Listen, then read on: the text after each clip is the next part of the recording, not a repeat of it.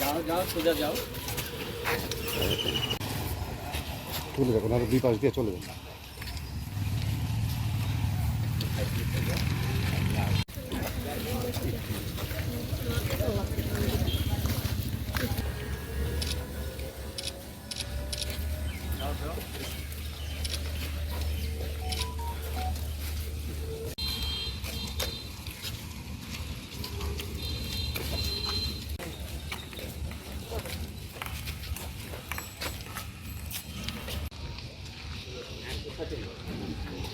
আপনারা সকলেই অবগত আছেন যে গত প্রায় 15টি দিন ধরে আমাদের সাধারণ আন্দোলনরত শিক্ষার্থীদের উপর কি ধরনের দমনমূলক নীতি অবলম্বন করে নির্বিচারে গুলি চালানো হয়েছে, কিভাবে হাজার হাজার ছাত্রকে গ্রেফতার করা হয়েছে, সুনির্দিষ্ট কোনো অভিযোগ ছাড়া তাদেরকে রাতের অন্ধকারে উঠিয়ে নেওয়া হয়েছে।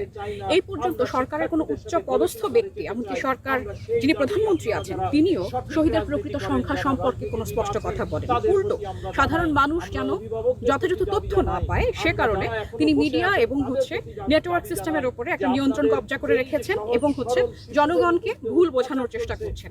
জনগণ এখন আর বোকা নয়, জনগণকে আর বোকা বানানো যায় না।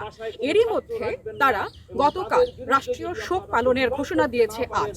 আমরা তাদের এই ধরনের প্রহসনমূলক বক্তব্যের, প্রহসনমূলক আচরণের প্রতিবাদে শোক নয়, আমরা আজ লাল কাপড় বেঁধে প্রতিবাদ করতে নেমেছি। আমরা জানাতে চাইছি আপনাদের নাটক এখন আর জনগণ মেনে নেবে না।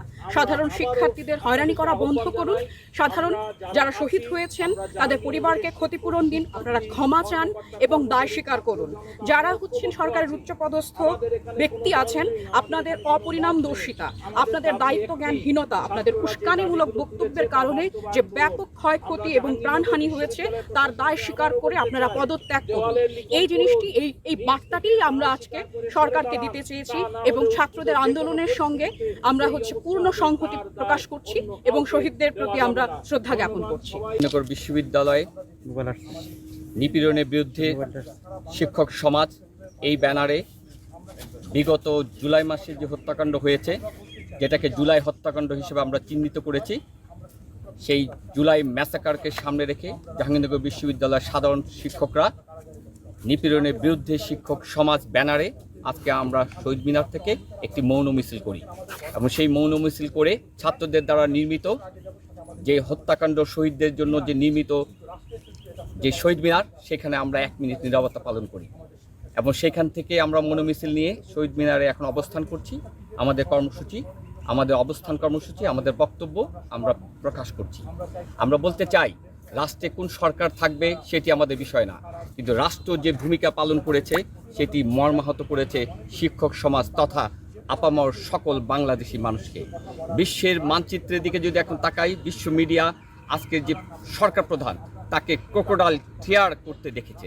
তারা সম্পদকে প্রাধান্য দিয়েছে, তাদের সম্পদের পাশাপাশি যে মৃত্যু উপত্যকা তৈরি করেছে, সেই মৃত্যু উপত্যকার ব্যাপারে এই সরকারের কোনো ভাষণ নেই।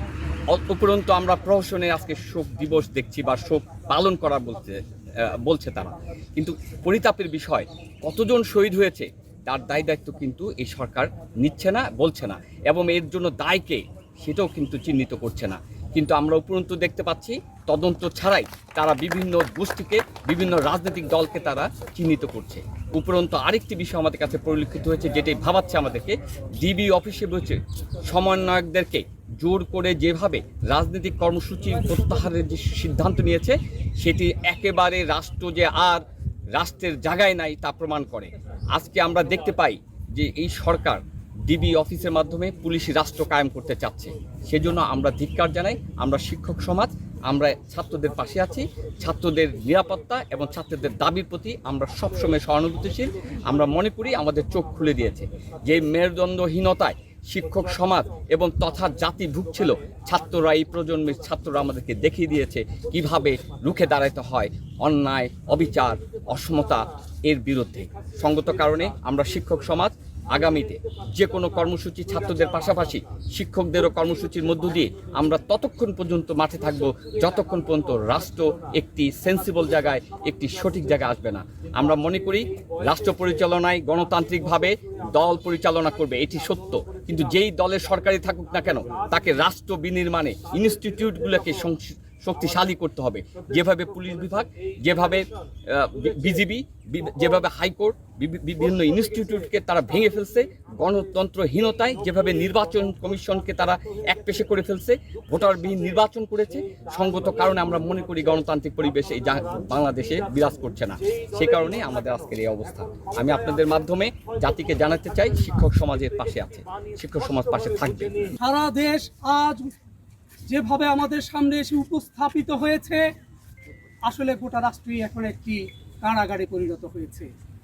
দুঃশাসন এবং স্বৈরাচার, এই দুই বন মানসিকতার দুঃশাসক যখন রাষ্ট্রের শাসন ক্ষমতায় থাকে, তার পরিপূর্ণ নকশা, তার পরিপূর্ণ বাস্তবায়ন আমরা চারদিকে দেখতে পাচ্ছি। শিক্ষার্থীদের দাবি দাওয়া নিয়ে তারা যখন রাস্তায় নেমেছে, তাদেরকে প্রতিরোধে রাষ্ট্রীয় বাহিনী, রাষ্ট্রের নানান যন্ত্র, তাদের মদতপুষ্ট সংগঠন সমূহ শিক্ষার্থীদেরকে আহত করেছে, আঘাত করেছে। এখনো শুনতে পাচ্ছি, আমরা দেখতে পাচ্ছি সারা দেশ জুড়ে আপনার শিক্ষার্থীদেরকে ধরা হচ্ছে, ধরপাকড় করা হচ্ছে, তাদেরকে ধরে ধরে নিয়ে নিপীড়ন করা হচ্ছে, জেলে পড়া হচ্ছে। আমরা এই সব কিছুর তীব্র প্রতিবাদ জানাই। আমরা এখানে দাঁড়িয়ে যে কথা বলতে চাই, আমাদের যে শিক্ষার্থীদেরকে ধরা হচ্ছে, তারপর যদি আমরা এখানে স্পষ্টভাবে ঘোষণা দিতে চাই, আমরা আমাদের শিক্ষার্থীদের সাথে শেষ রক্ত বিন্দু দিয়ে হলো সাথে থাকবো।